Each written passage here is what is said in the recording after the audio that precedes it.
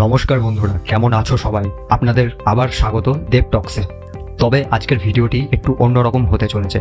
আজকে আমি আমার পার্সোনাল এক্সপিরিয়েন্স আপনাদের সাথে শেয়ার করব যে 7 দিন আপনারা যদি বা কেউ 7 দিন অন্তত সোশ্যাল মিডিয়া থেকে একদম কমপ্লিটলি ব্রেক নিয়ে থাকেন, তবে আপনাদের সাইকোলজিক্যালি কী কী চেঞ্জ হবে বা আপনাদের কী কী এতে লাভ হবে। তো চলুন আজকের ভিডিওতে এই সমস্ত প্রশ্নের উত্তরগুলি আমরা জেনে নিই। সোশ্যাল মিডিয়া থেকে আমরা যদি সম্পূর্ণরূপে বিরতি নিতে চাই মাত্র একটা 7 দিনের টাইম ফ্রেমকে সামনে রেখে, তাহলে এতে আমাদের অনেক কিছু বেনিফিটস হবে। তো সেইগুলোই চলুন আস্তে আস্তে আমরা ডিসকাস করি। তো আমরা যদি বলি যে প্রথম যে আমাদের লাভ সেটা কি হতে চলেছে, তো প্রথম যেটা লাভ হবে সেটা হচ্ছে আমাদের যে পেশেন্স অর্থাৎ ধৈর্য ক্ষমতা।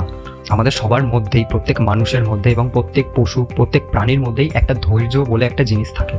সেটা কারোর মধ্যে কম, কারোর মধ্যে বেশি থাকে।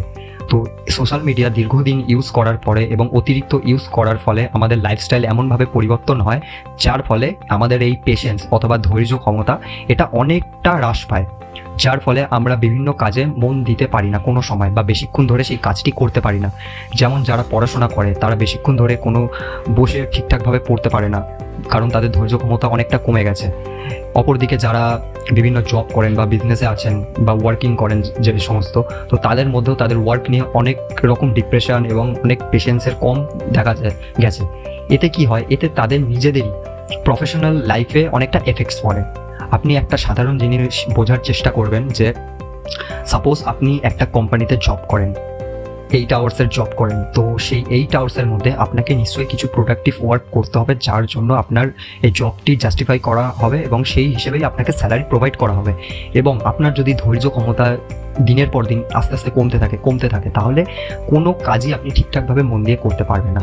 হ্যাঁ, হয়তো সেই কাজটি করতে আপনি একদম দক্ষ, খুব ভালো মতো পারেন এবং প্রপার নলেজ আছে আপনার যে কীভাবে কাজটি করতে হবে, কিন্তু সেটি কখনো সম্ভব হয়ে ওঠে না যখন আমরা ধৈর্যর কাছে হেরে যাই। তো আমাদের সোশ্যাল মিডিয়া যদি আমরা 7 দিন ছেড়ে থাকি, আর সোশ্যাল মিডিয়ার মধ্যে বিভিন্ন ওটিটি প্ল্যাটফর্ম আসতে পারে, যেমন ফেসবুক, ইনস্টাগ্রাম, ইউটিউব, বিভিন্ন রকম জিনিস, হোয়াটসঅ্যাপ, বিভিন্ন রকম জিনিস। তো এইগুলি থেকে আমরা যদি 7 দিন অন্তত, আমি একটা জাস্ট এক্সাম্পলের জন্য বলছি, 7 দিন অন্তত যদি এটা থেকে দূরে থাকতে পারি, তো আমাদের এই ধৈর্য ক্ষমতা যেটা আমরা দীর্ঘদিন সোশ্যাল মিডিয়া এবং লাইফস্টাইলের চেঞ্জের ফলে আমরা হারিয়েছি, সেটা আবার ধীরে ধীরে আমরা ব্যাক করতে পারবো। এবং এটা সবথেকে ভালো উপায় নিজের ধৈর্য ক্ষমতাকে বাড়ানোর।